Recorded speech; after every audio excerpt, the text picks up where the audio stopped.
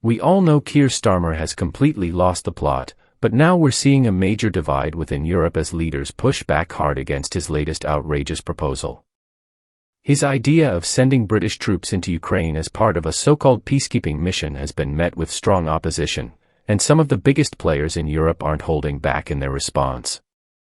In today's video, we're breaking down the latest developments, looking at why Starmer's plan has been widely rejected, and what this growing divide in Europe means for the future. Did you know that over 95% of our viewers aren't subscribed to the channel? We totally get it, life gets busy, and sometimes it's easy to forget. But here's the thing, subscribing is completely free, and it really helps us keep creating the content you enjoy.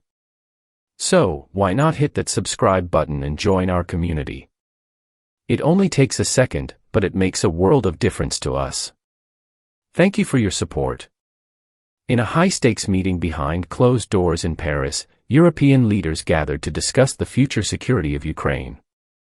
The atmosphere was tense, with starkly opposing views filling the room. UK Prime Minister Keir Starmer stepped forward with a bold proposal, deploying British troops to Ukraine as part of a peacekeeping force.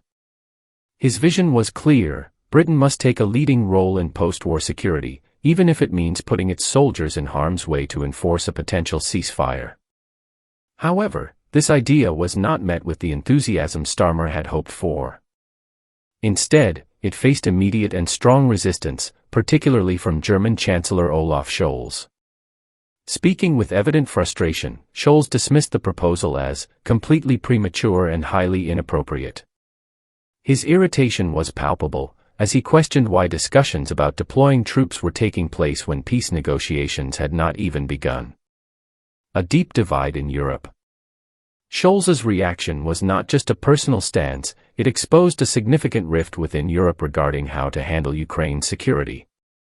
While Britain, France, and Sweden expressed support for deploying a peacekeeping force to monitor and enforce a ceasefire, Germany, Poland, and Spain showed strong reluctance. These nations argued that such a move could escalate tensions further, potentially provoking Russia instead of stabilizing the region. The disagreements were so intense that Scholz left the meeting early, a move that symbolized the growing fractures within Europe on this issue. Germany has consistently taken a cautious approach, warning that any Western troop presence in Ukraine could be perceived by Russia as a direct provocation, increasing the risk of a broader conflict. Why is Germany opposed? Germany's hesitancy stems from several key concerns. First and foremost, there is a deep fear that deploying NATO or Western troops in Ukraine could be interpreted by Moscow as an act of aggression, potentially triggering a dangerous escalation. Scholz has repeatedly warned against any actions that might lead to a direct NATO-Russia confrontation. Additionally, Germany believes that security discussions must include Ukraine itself rather than being dictated by Western powers.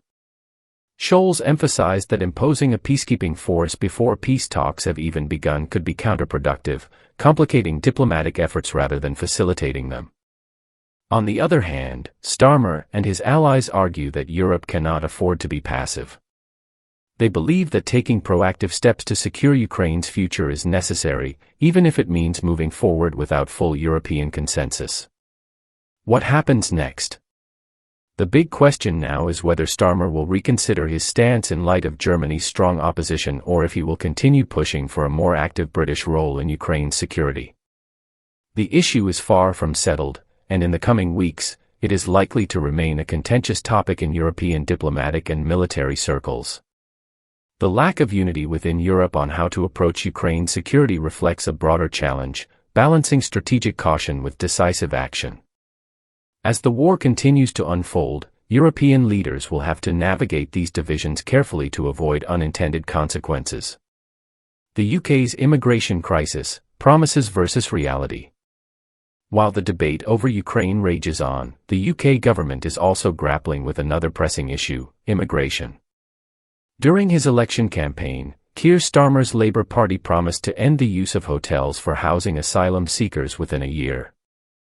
However, just months into his leadership, the government has announced that it will extend this system for another 4 years, sparking controversy and criticism. Sir Matthew Rycroft, the Home Office's top civil servant, recently told Parliament that the government does not expect to fully phase out hotel accommodations until 2029. While the number of hotels used has decreased from over 400 to 218, the growing influx of migrants is making it difficult to eliminate the system entirely. Exploring alternative solutions. To address the financial burden and social concerns surrounding migrant housing, the UK government is now considering alternative accommodations. Plans are being developed to repurpose disused care homes and vacant student flats as housing solutions. This could help reduce the financial strain on taxpayers, as hotel accommodations currently cost the government millions of pounds annually. However, this move is also generating concerns. Some local communities are pushing back, arguing that their areas are not equipped to handle large numbers of asylum seekers. The issue is no longer just a financial challenge, it has become a deeply divisive political and social debate. Will Labour deliver on its promises? The Labour government is now facing a major credibility test. Can it fulfill its pledge to end the use of migrant hotels, or will it be forced to scale back its ambitions in the face of logistical and political challenges? With pressure mounting from both opposition parties and the public, the immigration debate is likely to remain one of the most contentious issues in British politics. Meghan Markle's business comeback, a new venture on the horizon. Away from the political storm, another major figure is making headlines, Meghan Markle. The Duchess of Sussex has launched a new business venture, as ever, in what appears to be an ambitious attempt to carve out her own space in the business world. Her announcement comes just weeks before the release of her new Netflix series, With Love, Meghan, set to premiere on March 4th. This has raised speculation about the connection between her personal business and the streaming giant. In a short video posted on Instagram, Meghan shared her excitement about her new partnership with Netflix, describing it as a huge step in her professional journey. With both her brand and her show set to launch almost simultaneously, many are wondering whether this will mark a turning point for her career or if it will face the same scrutiny as her previous endeavors. The bigger picture, a world in flux.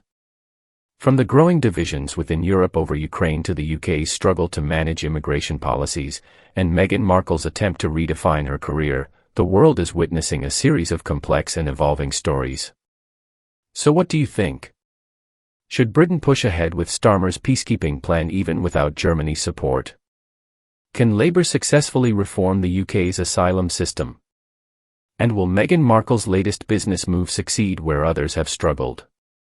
Let us know your thoughts.